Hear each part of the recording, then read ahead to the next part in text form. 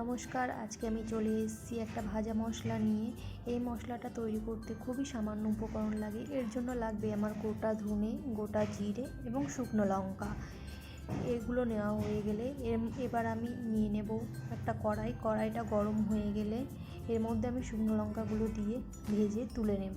শুকনো লঙ্কাগুলো ভাজা হয়ে গেলে সেই কড়াইতে আমি দিয়ে দেব গোটা ধনেগুলো একটু ভালো করে ভেজে নেব।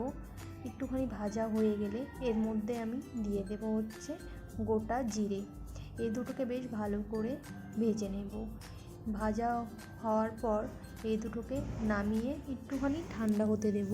ঠান্ডা হয়ে গেলে এগুলো আমি দিয়ে দেব একবারে মিক্সিতে দিয়ে বেশ ভালো করে আমি এগুলো গুঁড়ো করে নেব। তবে গুঁড়োটা দেখতে হবে একটু যেন ভালো হয়। এবার গুঁড়ো হয়ে গেলে এটা আমি নামিয়ে নেব, ব্যাস রেডি হয়ে যাবে। কিন্তু তোমরা এক কাজ করতে পারো, এটা যদি স্টোর করে রাখার হয় তাহলে এর মধ্যে একটু নুন ভেজে দিয়ে দেবে, বেশ অনেক দিন থাকে।